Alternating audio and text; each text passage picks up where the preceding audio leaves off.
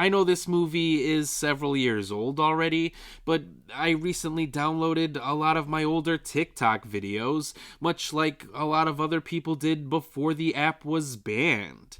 And I know the app is still technically working for now, but I realized that there were a few reviews that I posted on that platform that I never even posted on YouTube.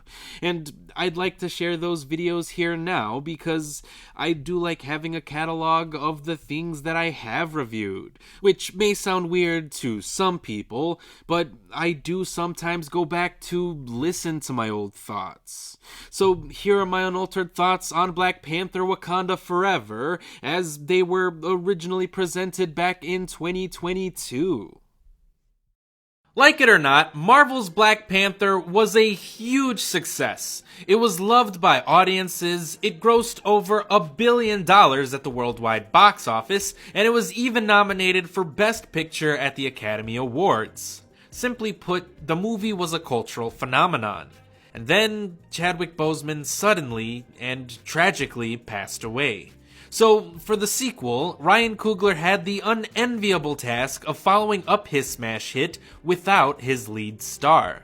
And everybody in the world had an opinion as to how Marvel should properly handle the situation. Whether that meant recasting T'Challa, not making a Black Panther sequel, or anything else in between. Yet, in spite of all of the challenges that Coogler had to face while making this movie, Black Panther Wakanda Forever actually turned out to be a pretty solid film. Like most of the other projects in Marvel's Phase 4, Wakanda Forever is a movie that is ultimately about loss and grief. But for the first time, those themes actually felt palpable and tangible for the audience itself, since we all collectively mourned over the loss of Chadwick Boseman.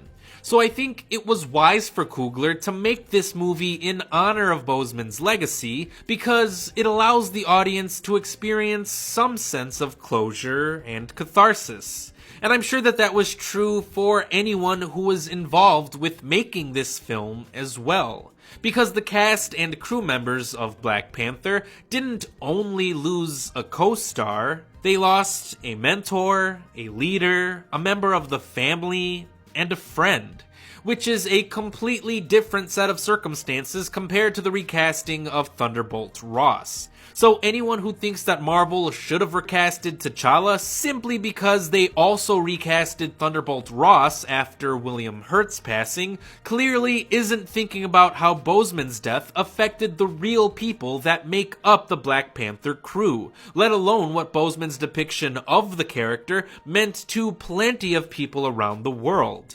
So, I actually stand by Ryan Coogler's decision to make this movie without a recasting, and I respect Marvel's decision to support their director. Because there is no recasting in real life. We will all experience death and the passing of a loved one. So I think it took a lot of balls for Coogler to make a superhero film that teaches us how to handle the pain, hurt, anger, hate, grief, and loss of faith that we may experience after a loved one dies.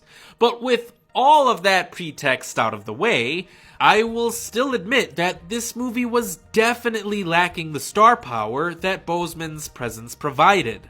I mean, everyone in the cast is good. I liked Dominique Thorne as Ironheart. I'm looking forward to seeing more of her in her own Disney Plus series. Tenoch Huerta is fantastic as Namor. I can't wait to eventually see more of him. Angela Bassett is probably going to get nominated for an Academy Award for her performance as Queen Ramonda, and she deserves it. Letitia Wright is much better than she has ever been before, showcasing a wider range of emotional depth here. Danai Gurira and Lupita Nyong'o are great as Okoye and Nakia. I love Winston Duke as M'Baku and really wish there was more of him in this film, but none of those characters anchored the narrative as much as I was hoping for.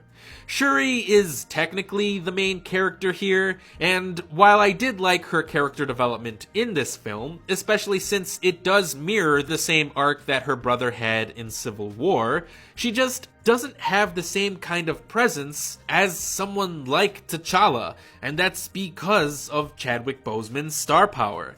So I often felt like I was watching a movie that was filled with nothing but side characters. And with a movie with so many different characters, the actual plot would often feel a little clunky. And with a runtime of 2 hours and 40 minutes, I definitely thought the movie was a little too long.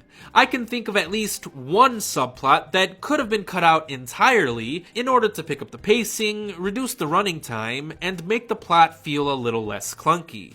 Yet, still, even with the problems I mentioned, I enjoyed the movie overall. Given the circumstances surrounding the production, the fact that the movie is as good as it is a testament to how good of a director Ryan Coogler actually is. Because Wakanda Forever is an ambitious and emotionally resonating film. Though it may be flawed, it is still one of the most poignant MCU features to date. It manages to move the franchise forward while honoring everything and everyone who has come before. So you should definitely see it if you get the chance to.